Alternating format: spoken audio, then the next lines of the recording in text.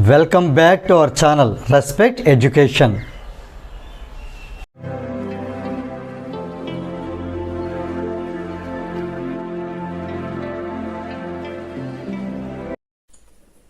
ఈ వీడియోలో మనం ఎక్సర్సైజ్ 11Bలో క్వశ్చన్ నెంబర్ 2 ఎలా సాల్వ్ చేయాలో నేర్చుకోబోతున్నాం.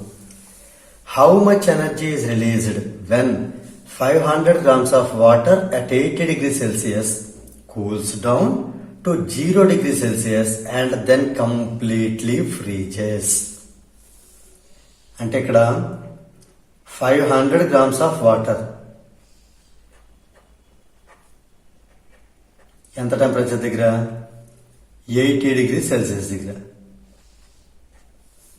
ఇలా ఉన్నది ఎలా కన్వర్ట్ అయిపోయింది? 0 degrees అయ్యి కంప్లీట్లీ ఫ్రీజెస్ అంటే ఐస్ గా మారిపోయింది, ఐస్ అయిపోయింది. ఓకేనా? 0 degrees Celsius దగ్గర.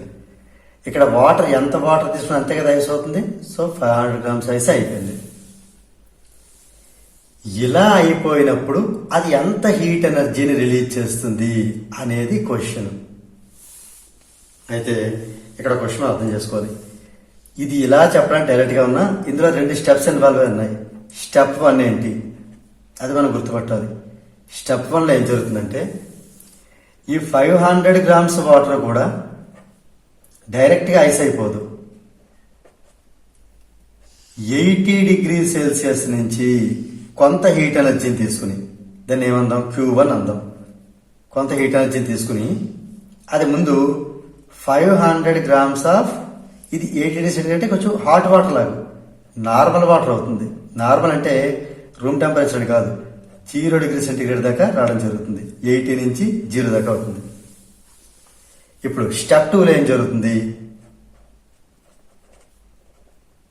స్టెప్ 2లో ఏం జరుగుతుందంటే ఈ 500 grams ఆఫ్ వాటర్ ఉంది కదా, ఎంత టెంపరేచరు? 0 degrees Celsius నుంచి ఇప్పుడు మళ్ళీ కొంత హీట్ ద్వారా కొంత హీట్ అనేది రిలీజ్ చేసి ఇదే 500 grams ఐస్ గా కన్వర్ట్ అవుతుంది 0 degrees Celsius దగ్గర. ఈ 2 స్టెప్స్ కలిపితే అంటే ఈ 2 హీట్ యొక్క టోటల్ ఇంత హీట్ ఎనర్జీ అనమాట. ఇలా మనం ఫస్ట్ ఇండివిజువల్ గా ఇలా స్టెప్ 1 స్టెప్ 2 ఆలోచించామంటే మన ప్రాబ్లం కొంచెం ఈజీగా ఉంటుంది. ఇప్పుడు ఇక్కడ చూడండి, టెంపరేచర్ డిఫరెన్స్ ఉంది అంటే డెల్టా టీ అనేది ఉంది. డెల్టా టీ ఉంటే మనకి క్యూకి ఫార్ములా ఏంటి? Q equal to MC delta T. ఇది Q1 కాబట్టి Q1 equal to MC delta T. Clear? ఇక్కడ టెంపరేచర్ డిఫరెన్స్ లేదు, స్టేట్ డిఫరెన్స్ ఉంది అంటే ఇక్కడ Q ఈక్వల్ టు ఎంఎల్. ఇక్కడ ఎంసీ డెల్టా టీ రాదు ఎందుకంటే టెంపరేచర్ డిఫరెన్స్ లేదు. టెంపరేచర్ లో ఎలాంటి డిఫరెన్స్ లేనప్పుడు డెల్టా టీ రాదు. ఎం ఇంటూ ఎల్ ఇది సెకండ్ కదా కాబట్టి Q2 అంటాం. అంతే. ఈ వాల్యూ సబ్స్టిట్యూట్ చేసేద్దాం. ఈ 2 యాడ్ చేసి ఈ టోటల్ హీట్ గా తీసుకుందాం. సో ఇప్పుడు దీన్ని బట్టి Q1 ఎంత అవుతుంది చెప్పండి? ఎం అంటే 500 grams. ఆల్రెడీ ఇక్కడ మనకి ఈ సి కూడా గ్రామ్స్ లో ఇచ్చారు. సో 2 మ్యాచ్ అయ్యాయి. ఇంకా దాన్ని ఏమి కేజీలో కన్వర్ట్ చేయొద్దు. ఎం నేను డైరెక్ట్ గా 500 grams తీసుకుంటాను. 500 ఇంటూ సి ఇక్కడ 4.2 ఇంటూ టెంపరేచర్ డిఫరెన్స్ 80 - 0 అంటే 80. క్లియర్? ఇందులో మనకి ఈ 80లో 10తో దీని మల్టిప్లై 42 అయిపోతుంది. 500 ఇంటూ 42 ఇంటూ 8 అంటే ఎంత రావడం జరిగింది? 8 2 జా 16 1 8 4 జా 32 + 1 33 ఇంటూ 500 జౌల్స్. అంతా ఇలా ఉంచుదాం, ఇంకా ప్రాబ్లం ఉంది కాబట్టి ఇలా ఉంచుదాం. ఇది Q1. ఇప్పుడు Q2 దగ్గరికి వెళ్దాం. ఇక్కడ M అంటే 500 into L latent heat of fusion of ice, దీన్నే ఎల్ అంటాం. Specific heat capacity of water, దీన్ని సి అంటాం. ఇది సికి ఈక్వల్, ఇది ఎల్ కి ఈక్వల్. So 500 × 336 joule. ఇప్పుడు మనం ఈ స్టెప్కి వచ్చేద్దాం. అంటే ఇక్కడ టోటల్ హీట్ లేదా టోటల్ ఎనర్జీ, హీట్ ఎనర్జీ ఏదైనా కరెక్టే.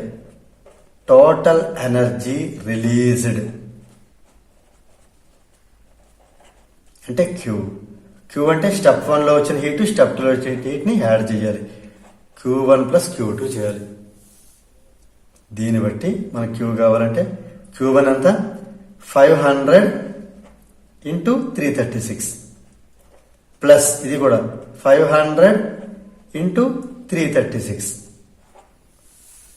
అంటే 2 టైమ్స్ 500 ఇంటూ 336 2 ఇంటూ 500 1000 1000 ఏం రాయొచ్చు 10 క్యూబ్ అని రాయొచ్చు. సో 336 ఇంటూ 10 క్యూబ్ ఇది ఎనర్జీ కదా, జూల్. అంతే. సో దీంతో మనకి ఈ క్వశ్చన్ నెంబర్ 2 అనేది కంప్లీట్ అయింది. If you feel this video is helpful to you, please like, share and subscribe our channel. And please do not forget to press the bell button so that you will get the notifications from our channel. Thank you very much.